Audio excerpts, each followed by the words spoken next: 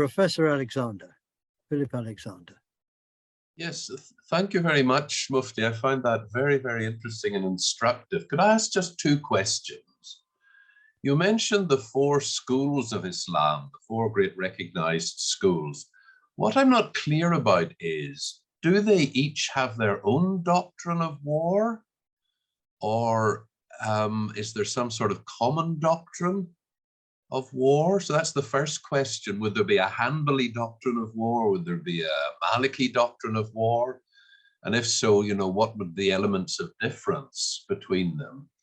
But the other question would be one that I think a lot of outsiders would naturally come to them, non-Muslims, is where does the concept of jihad fit into all this? Is it part of the doctrine of war in Islam, or, you know, what's the place of that concept in the Islamic doctrine of war? So in terms of the first question with regards to the doctrine of war and the 4 schools, the difference in that the 4 schools have is in their legal theory, their legal philosophy. So what they base, how do they develop law?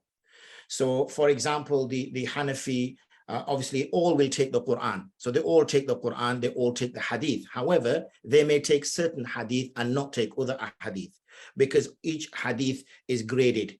So they may find that a particular narrator they don't hold in high value, and therefore they discount the Hadith, and instead they hold this other particular Hadith. So you'll find that even though the verses of the Quran will all be the same, the Hadith will vary. That's the second. That's the first thing.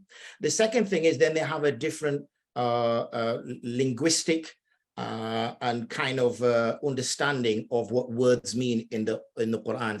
Some words are quite clear, sarih, and some are slightly obscure.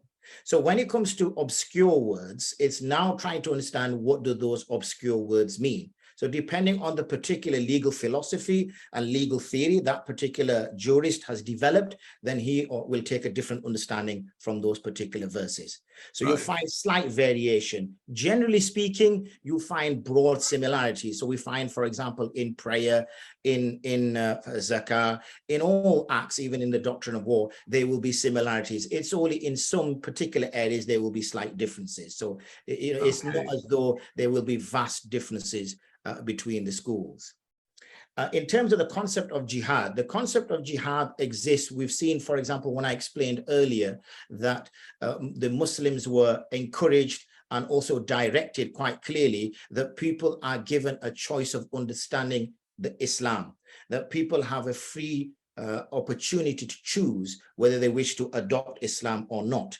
So therefore, Muslims were encouraged, we can clearly see from the verses, to go out and propagate that. Whether that meant if you came across an enemy that said, no, we're not interested in your religion whatsoever, we don't want our people to know, because we have to understand, this is the context that I wanted to bring, is the way, for example, city-states worked and forts worked. So historically speaking, you know, citizenship is a new thing. So what people did was you joined a fort where you felt the person in charge, the baron, the whoever he was, and his army could protect you. So you went and you lived in that area, and you inhabited that particular fort or that particular area. So when it came to new ideas or new concepts, then it wasn't as though you had a choice. It would be based upon the baron opening up his drawbridge or whoever was in charge, allowing that to happen. So therefore, jihad was instructed and encouraged on Muslims in order for that Islam's message to spread so people would become aware of it. But that doesn't necessarily mean it was a blanket sort of statement as what you're seeing now, in terms of if for example, the Muslim community came against a group of people and they found that actually sitting down and talking to them got that same result, then it wouldn't necessarily mean that they would say, okay, let's, break the doors down, because that's the only way we're going to get our message across. So the key thing was removal of oppression and ensuring that the message of Islam was heard by the people, so they had a free choice to decide whether they wish to follow that religion or not. Okay, thank you.